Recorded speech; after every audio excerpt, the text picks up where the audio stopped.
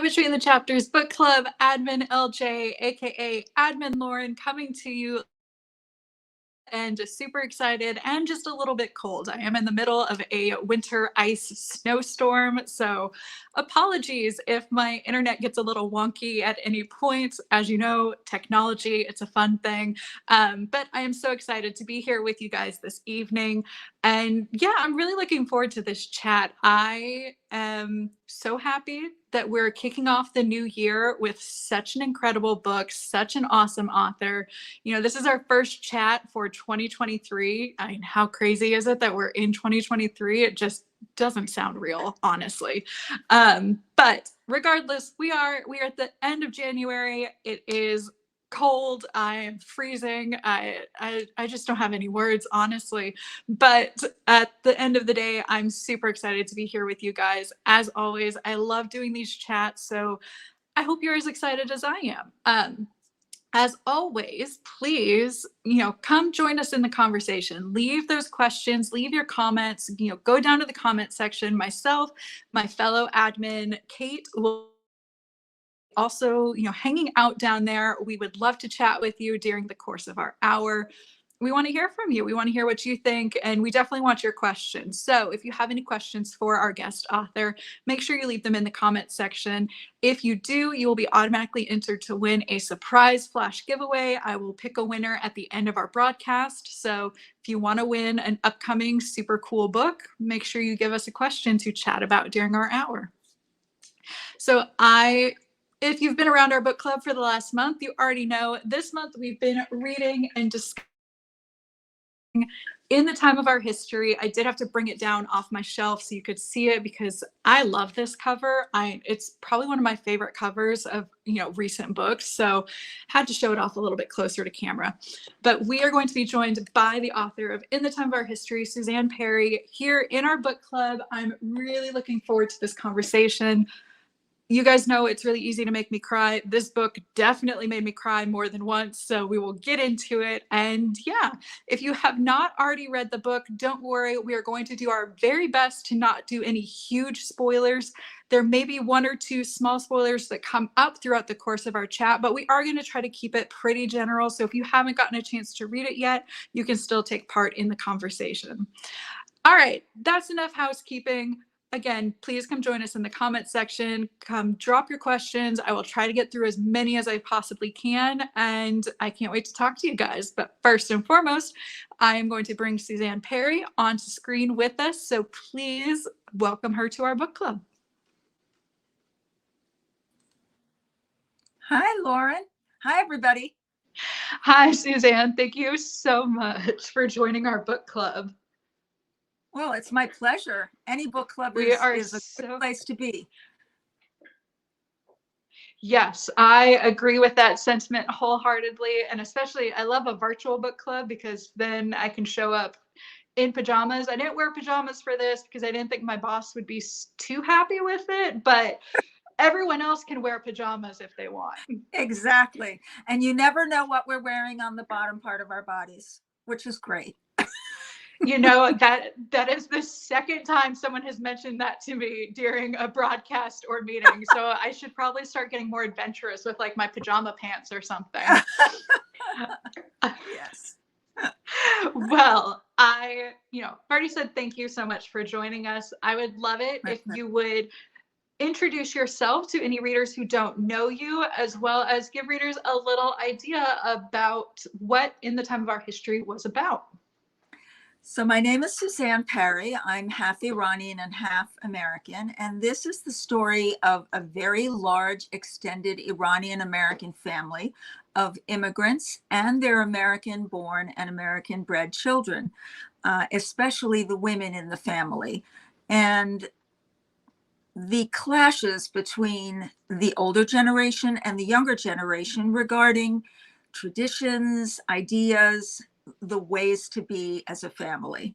And that's pretty much what it's about. It's hopefully an immersion into a large extended family. It doesn't have to be an Iranian family. It could be any family, I think.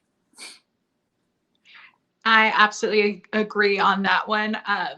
we will delve into it a little bit further into our chat. But I do love that this story really, I am very clearly not Iranian. I am very clearly not from that type of family, but I still got a lot out of that family dynamic. I really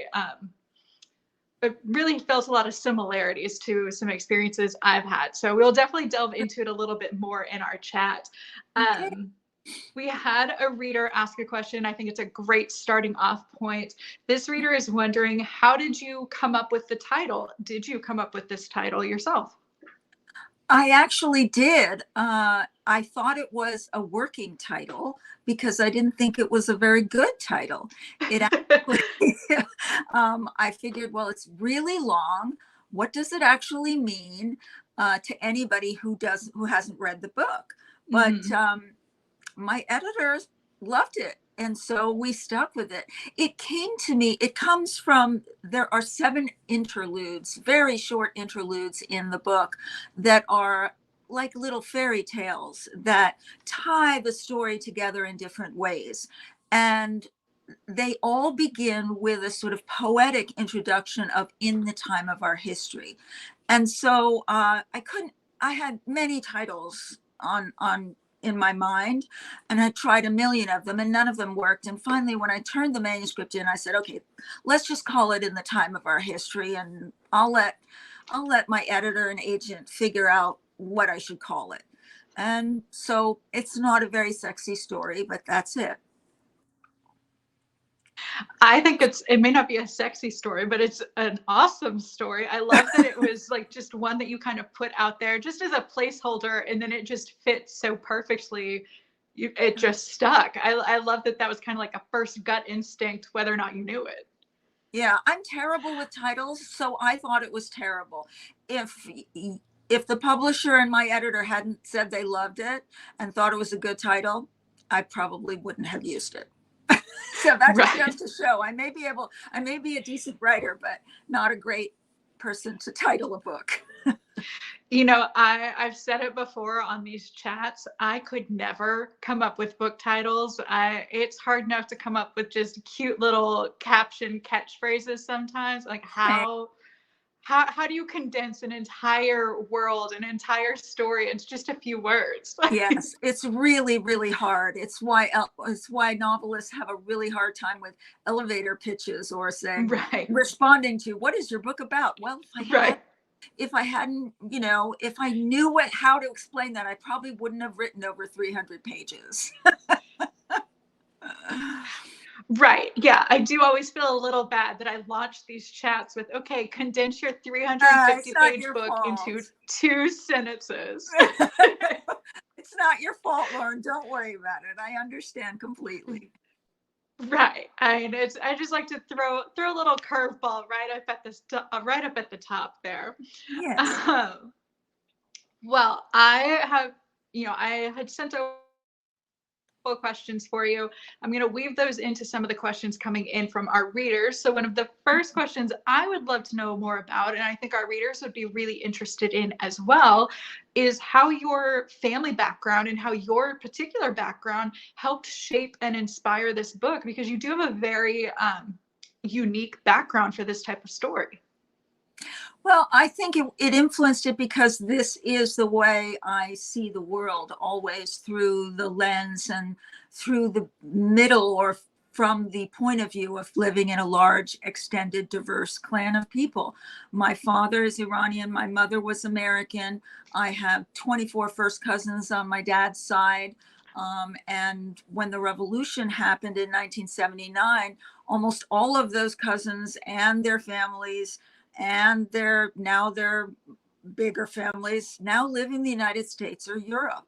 And I was born and raised here, though I did spend the first 20 years of my life going back and forth between the US and New York and Tehran.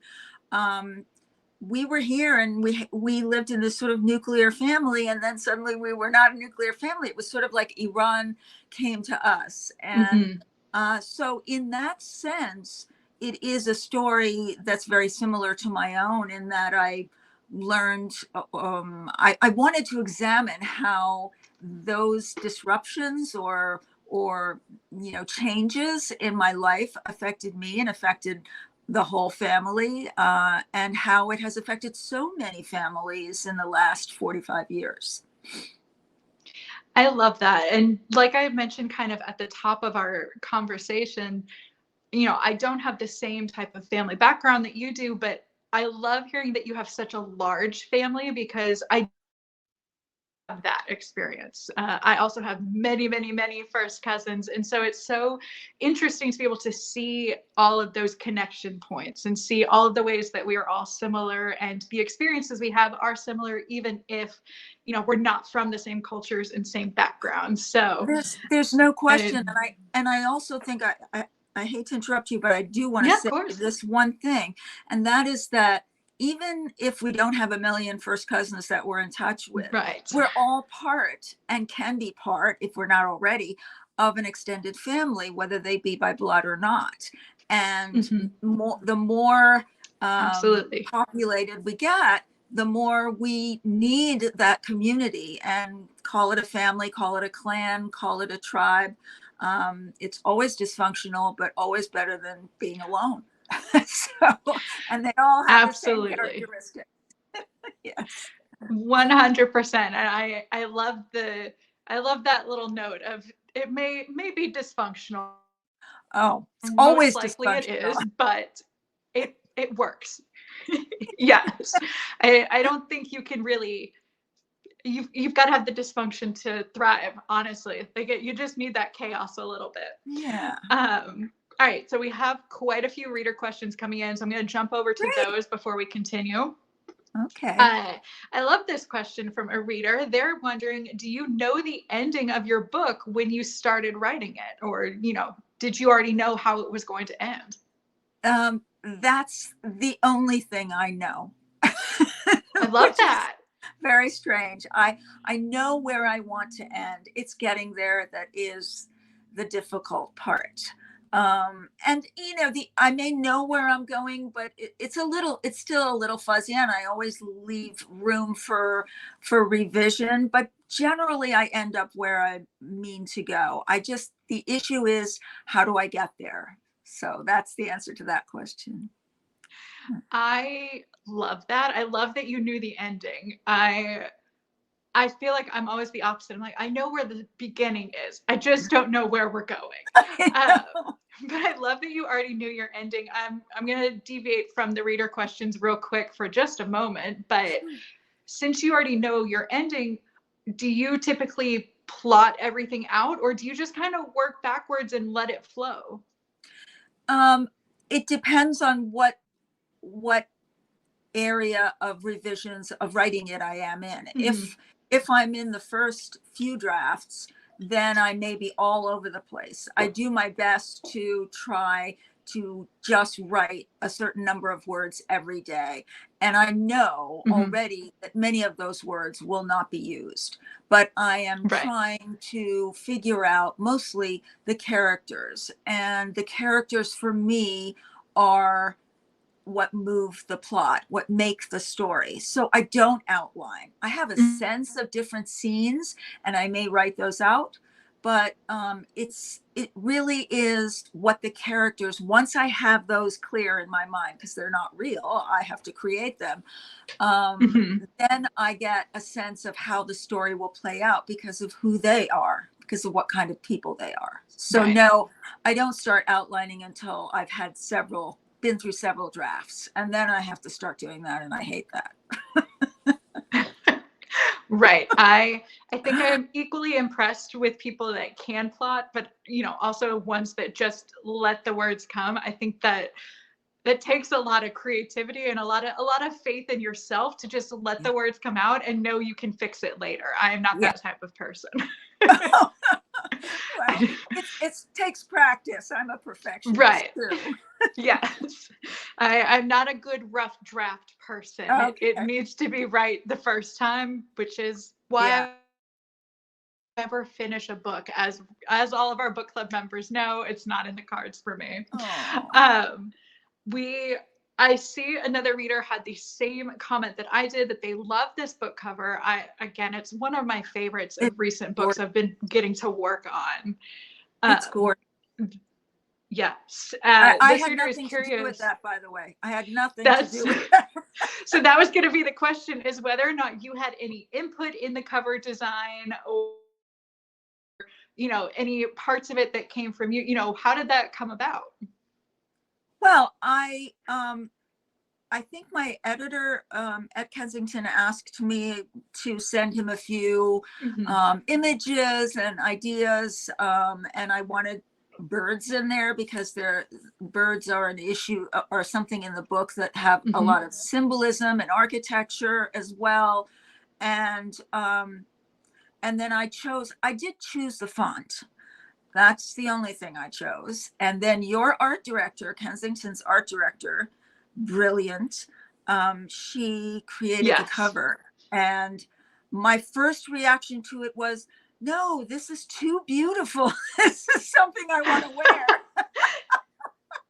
And I know it does look like a fabric design. I know. And actually, a bunch of people have been taking photos of the book next to their dresses and next to their, to match, which I think is so cute Hmm. and wonderful.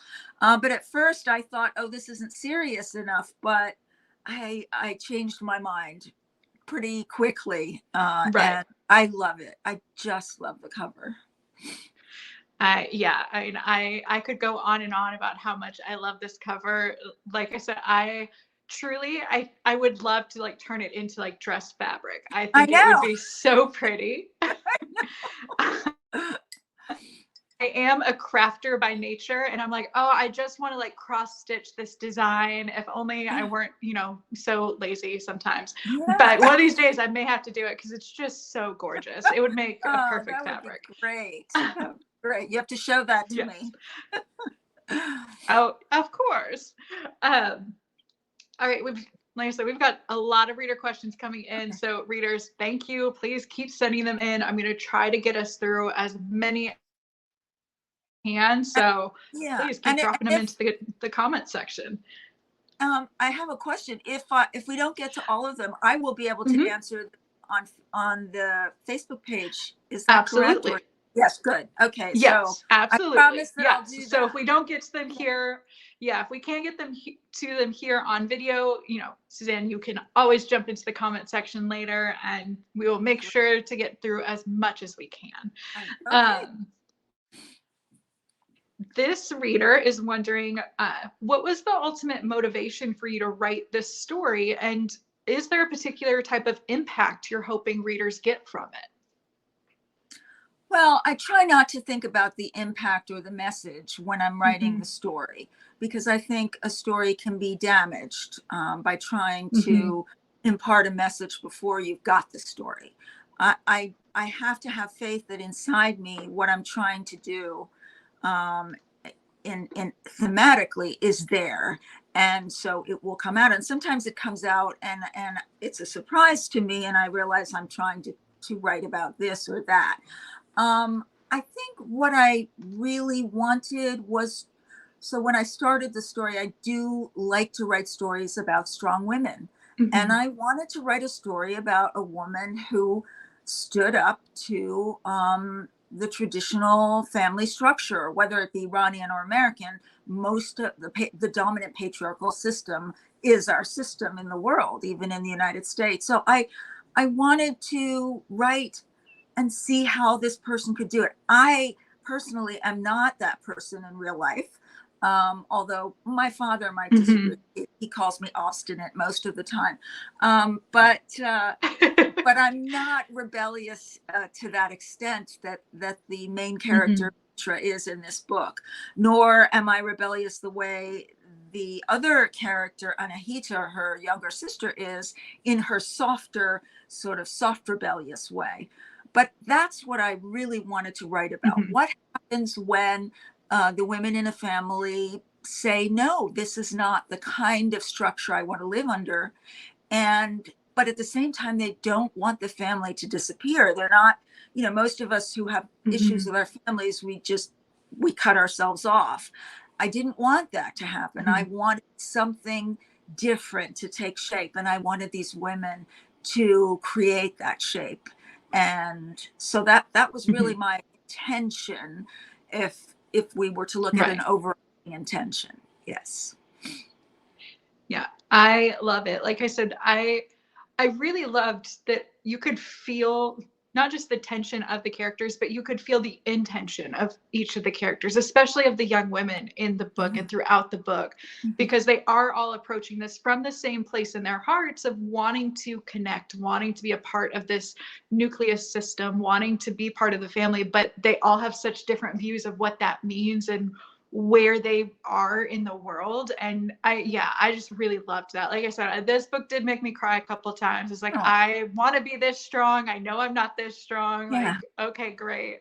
Yeah. um so yeah, I definitely think readers, if you haven't picked it up, you will feel that throughout the story.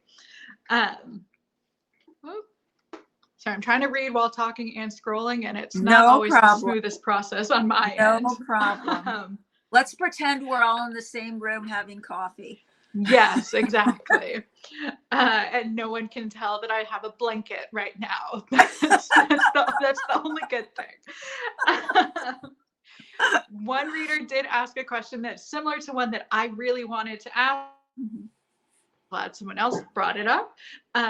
Were any of the characters in this book inspired by anyone you know in real life? There is one character in the book who is and was inspired. I mean, she's based on a real person, and that's the older woman named Olga, who is an Iranian woman, very unconventional for her time. She grew up in the 40s, 50s in Iran, and she's there in Iran, and she's based on, in fact, she had the same relationship with me and my siblings as Olga has with the sisters in this book and with their mother. Although my mother was very different from this mother. So yes, and in fact, I started the book with the intention of writing her story because she was unconventional and rebellious, but at the same time, she ultimately became our sort of nanny or governess. It's difficult to describe in third world countries, and I hate to use that term, but in traditional countries, we often have people who work in the house who become part of the family, and that is what happened with this woman.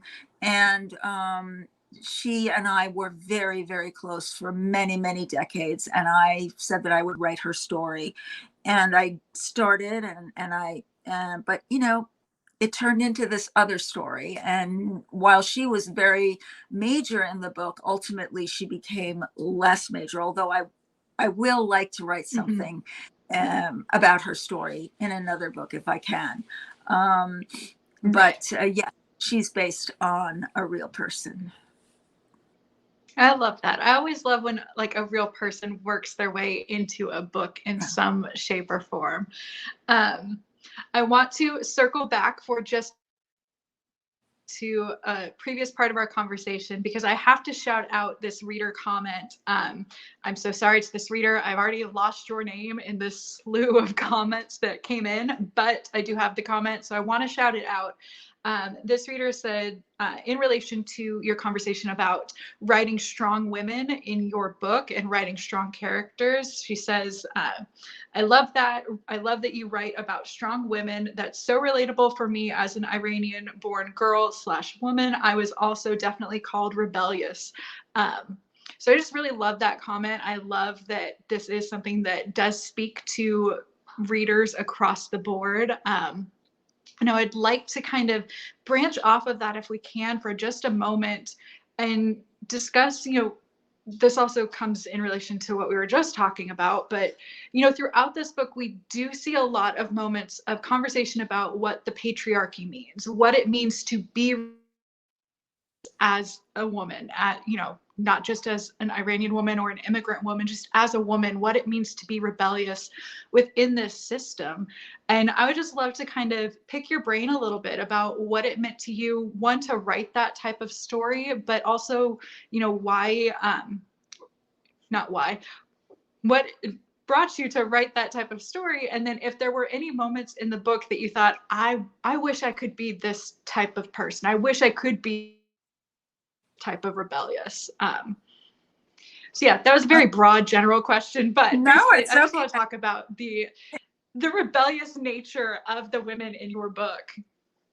Okay, I think this is a good time for me to talk about my personal view politically, because this book for me is also a political book. I'm very much a political animal in that I keep up with my history and I keep up with the politics. And of course, after having been exiled from Iran, I have a very strong connection to what's going on there.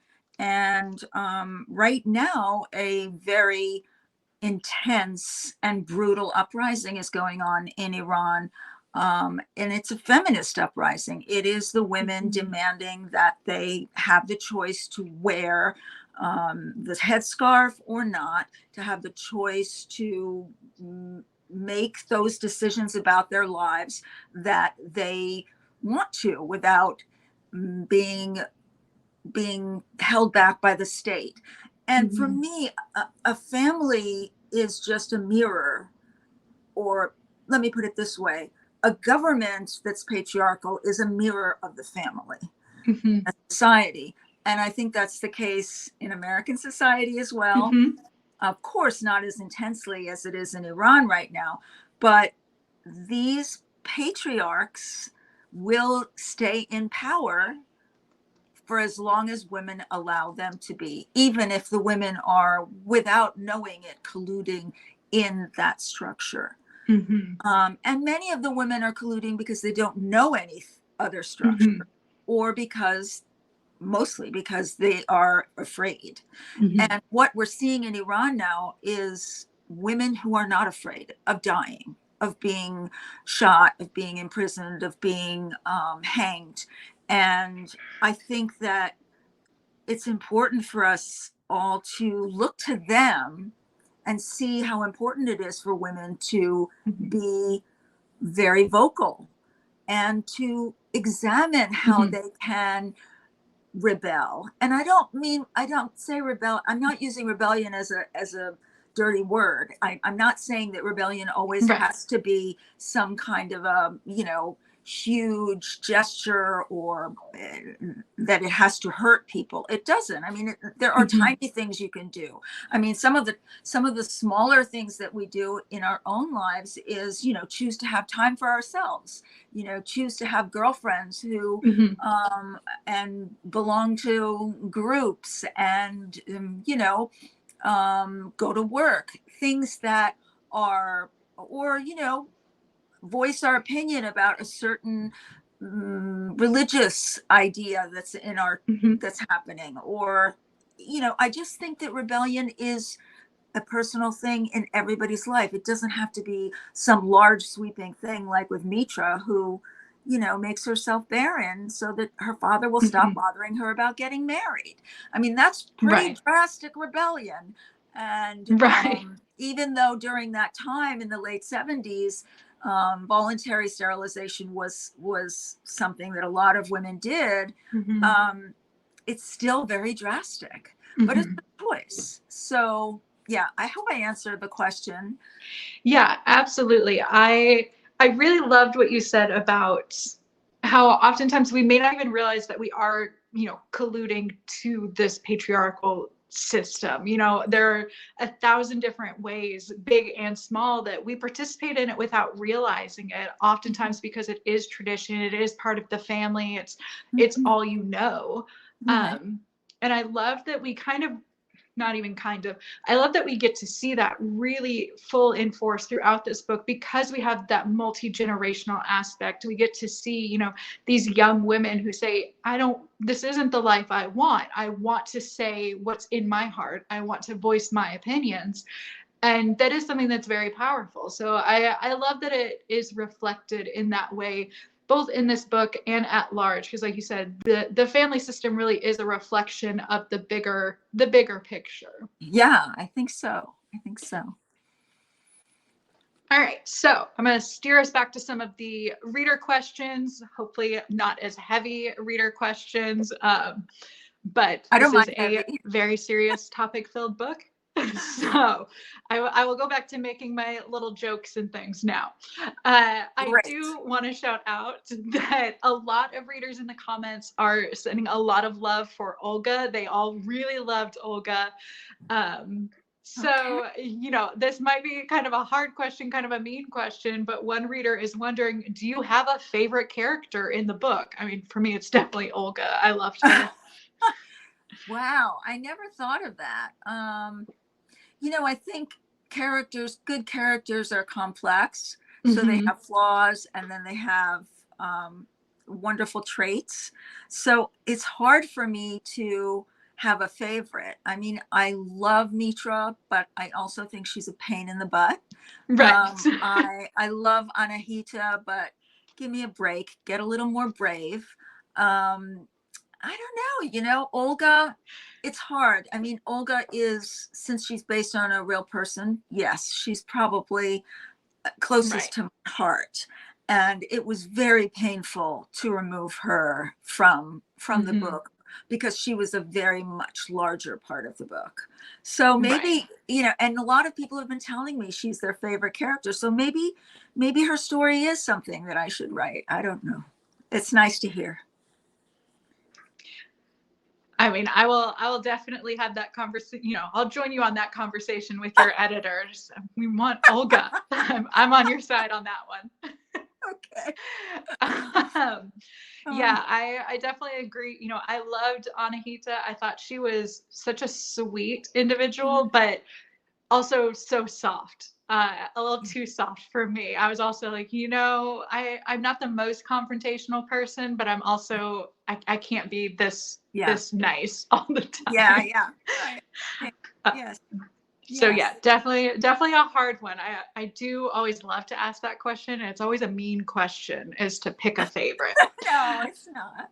um, let's see. I'm scanning to see if there are any big reader questions I've missed so far. I know I've missed a couple, but let's see. Oh, I love this. Would you consider writing another Iranian focused book upon, kind of closer to current time period and current history, since this is, a couple decades past? So that's a really interesting question. I'm not sure that I could write any any book that doesn't have an Iranian Mm-hmm. cultural element to it because I've been so steeped in, Mm-hmm. even though on my mother's side I have a whole American family. uh I would like to incorporate some of them in the books, and I have incorporated my mother's side in my first book and in this book in some other ways. I would like to do something more current. The problem is, I don't think that we have enough distance Mm-hmm. from events. I think I need more distance from events to really see them clearly. I think Mm-hmm. all of us do, actually. Right. And for me, when I wrote this book, I started it in 2006, and so it was 20 years, 15 years after the fact. Mm-hmm. So, well, no, that's not true. It's 15 years now. It's 20 years now. But when I started the book, I was writing about 98, and so I started writing sometime after the events of the book, and it took me 10 years to write it. So I think that I needed that distance. I think we see things unclearly when Mm-hmm. they're too soon. So I would like to write another story using maybe some of these characters. I've been thinking about that, uh, Mm-hmm. and reflect what happened in 2008 and 2009, which was the Green Revolution in Iran, Mm-hmm. and which was the beginning of the Obama administration here. Right. I love that answer. You actually answered a question that I was getting ready to ask from a reader, which is what drew you to writing the book set in the 1990s and cutting it off right at the 2000s. And I think you pretty much answered it in Yeah. that. But if there are any other little reasons that you want to shout out, you're welcome Um, to. I think 98 was, there were reasons why I wanted to wanted to be in 1998. First of all, it was before 9/11, Mm-hmm. and things got more complicated after 9/11. Right. And I didn't want to confuse my reader too much. I didn't want to confuse myself too much. The other thing was there are certain things that happened in 98. One was there was a reformist movement going on in Iran where so many of us thought that the people of Iran were going to be able to change the government from within and make it Mm-hmm. more a democratic government. So there was a lot of hope. But then there was this undercurrent of hardliners who were killing journalists and writers and intellectuals, which is a little bit a part of the story as well. Mm-hmm. So I wanted to highlight that. And I just thought it was similar to, life in the United States in the last years where we've been struggling, for reform and Mm-hmm. then being sort of like pulled back into conservative times. I mean, there's this sort of tug of war between conservative and liberal. So for me, Mm-hmm. it was an interesting way to examine that period of time. Yeah. So I think. Yeah,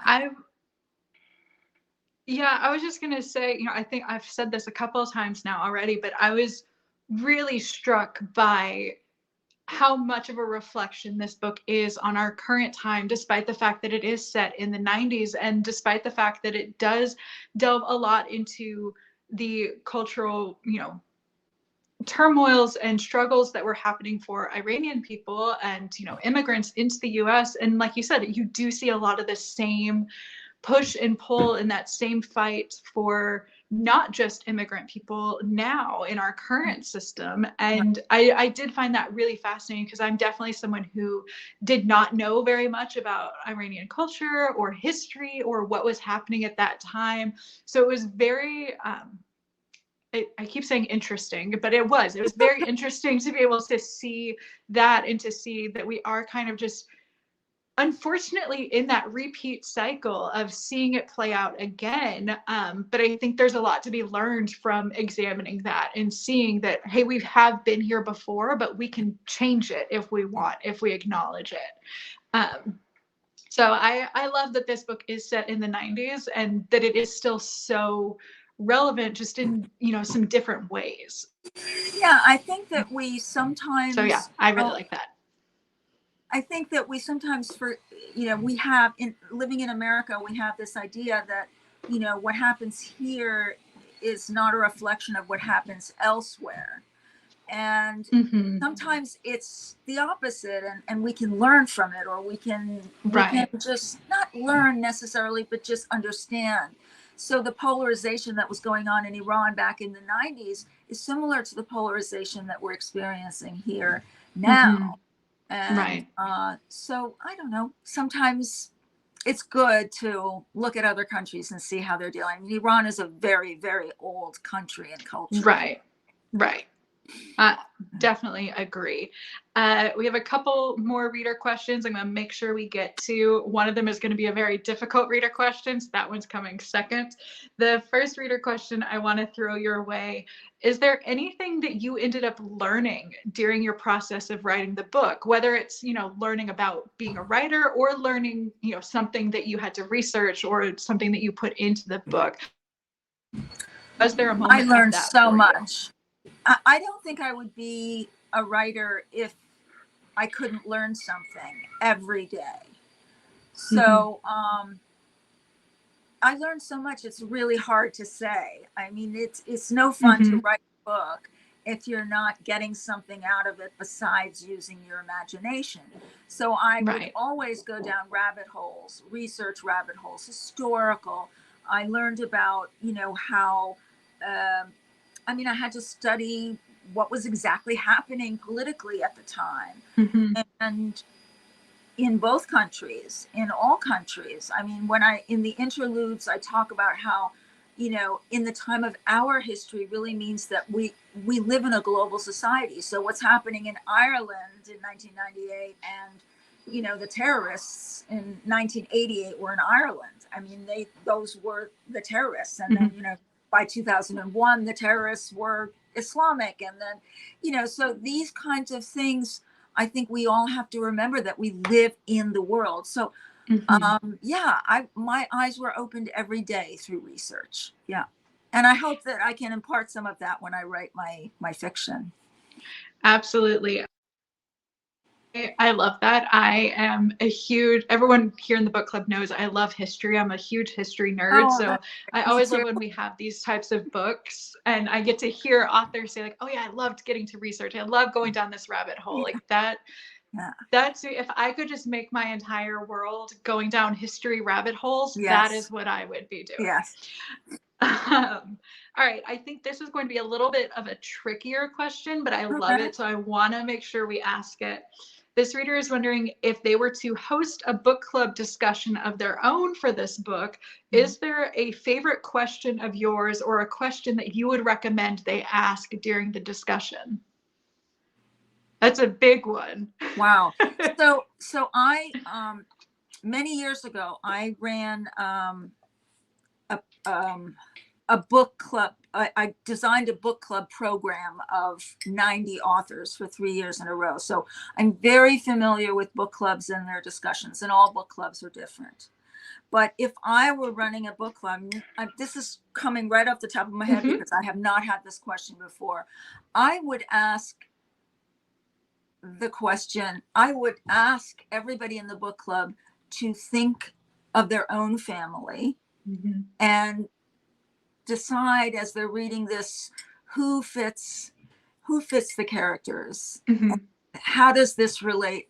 Because I think fiction is about relating to Mhm. characters and the story. And I don't think any story is brand new. And I Mhm. think all families are somewhat dysfunctional, and I think that they all have similar characters in them. So I would say, as you're reading, how did you, or since you read it, how would you compare this to your family and the things that have happened historically in your family or currently in your family? I think that would be really fun. That would be a really fun Absolutely. discussion. I love that question. I was sitting here in my head being like, okay, could I come up with a good answer for that? I will also apologize.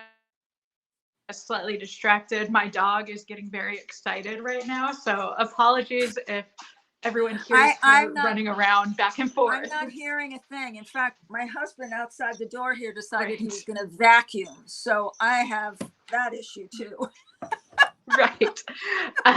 So yeah, I again, the fun of coming live from your own home, you never know what's going to happen. Yeah. All right, we've got a few more reader questions that have come in. We've got just a little bit more time, so we're going to try to Sure. squeeze as many more in as we can. Okay. Uh, I love this. I am a cat lady, so I've got to ask this question. This reader loved Mitra's cat Jezebel. I did too. I also love that name. I'm like, that's going to be the name of my next cat. Um, and this reader says that they specifically loved how Jezebel would be upset with her for being away for so long and being away a lot. And, you know, you could feel that personality. Mhm. So she's wondering if Jezebel was inspired by a real pet of your own or your own experience with animals. Absolutely. I mean, I forgot about Jezebel. So Olga and Jezebel, both real. Great. I love it. um, yes, we had a cat, Jezebel. We called her Jessie. And she sadly had some kind of a congenital Oh, disease. And she only lived 9 years, but we adored that cat. And she was right. just the most wonderful and very, I would say, yeah, I think cats get mad at you if you go away. You Oh, come yeah. back, and they turn their back on you. They Mm-hmm. sort of let you know, how dare you, Yes. and it's a very Iranian thing, the sulk. It's the Yes. sulk. I'm not going to talk to you now for a while. I'm going to punish you for a bit. Mm-hmm. And then they finally, yeah, pet me, pet me, pet me. So yes, Jezebel was based on a real pet, and I adore cats. I love them. Yeah. Again, as a cat lady, Jezebel was so much fun. It's like, this is my cat. I know this cat. I work from home. My cats are on the other side of the house. If I'm at my desk for more than an hour, I can hear them yelling for me. Yes, same. And then when I go see them, they ignore me. Yes. So, Yeah. you know, it's just a cat thing. So I love that. Yeah. All right, we're going to hop over. This is going to bring us back to one of our earlier conversation points about being, you know, really into research and really. Oh, I lost you, Ooh, Lauren. sorry about that. That's okay. I'm getting flooded with spam phone calls at all times, Oh, so it's throwing off my camera. All right. all right. So, going back to being a lover of all things history and like falling into research rabbit holes, this Yes. reader is wondering if you fell into any research rabbit holes that actually ended up taking you in a different direction for your. I think so. Yeah. I mean, Mhm. I'm not sure if it was a research rabbit hole, but I think in two instances. One was the refugee situation, the young refugee who is Sally Mae, who's the daughter and the mother. They're from the village and they come to the U.S. So I I did want to have a refugee story in there, but I didn't want it only to be, when we say the word refugee in the United States, we think somebody who is destitute. Mhm. And there are plenty of refugees who are not destitute, asylum seekers, whatnot. There's war, there's revolution, they come. And I really wanted to have more than one refugee, which I wound up having. But at first I thought, okay, I'll have this refugee. And I sort of had this idea in my head that refugees are destitute. And I did some research and found that, it was, I didn't know enough about Iranian Mhm. refugees because my whole family was already here.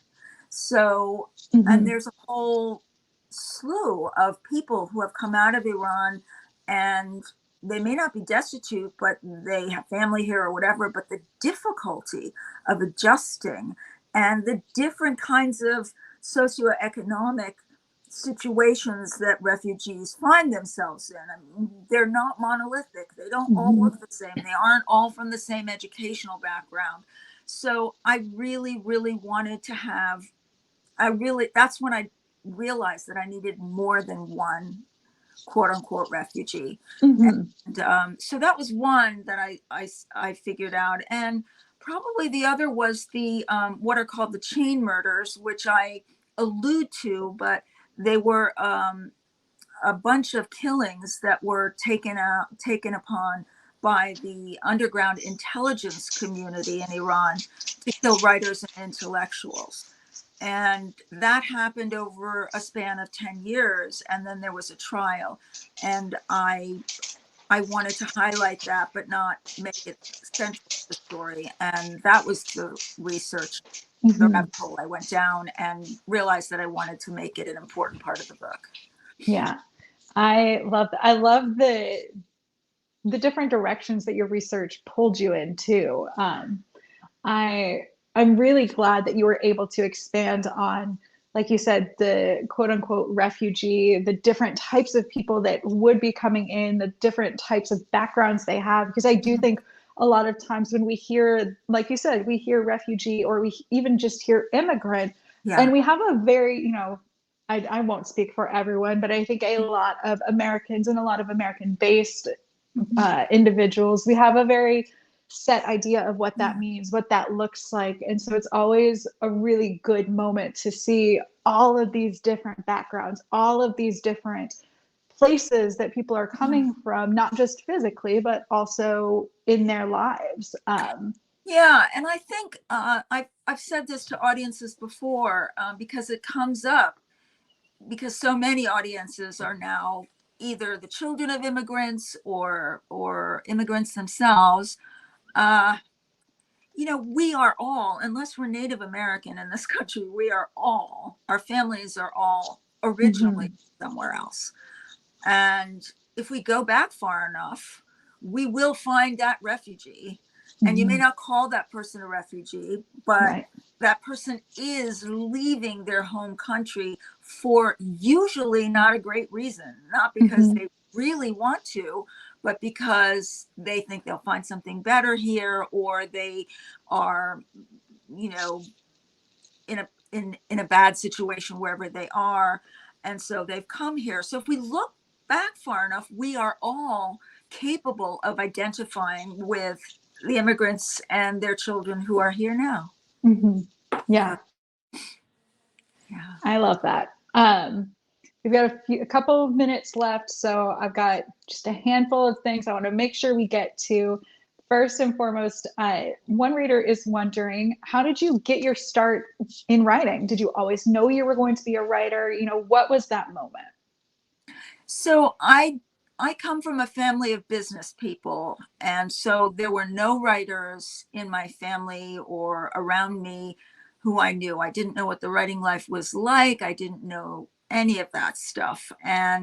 But I really didn't know that I wanted to be a fiction writer until I was in my early 20s. Before that, I did study journalism, and I was a journalist for a little while. Not a very good journalist, because I obviously wanted to make stuff up, and you can't do that. Although that's happening a lot these days in I was journalism. about to say, I don't know. Yeah, I know. I know. So, but I have to say that if I go back far enough, I was a daydreamer, and my daydreams were complete daydreams and revisions and edits and dialogue. And I just didn't write it down because I didn't know. I mean, that was just who I was. I was also I had great interest in everyone's stories and all their details. I was nosy, and I still am. And it's not for any reason other than I like the details. I'm interested.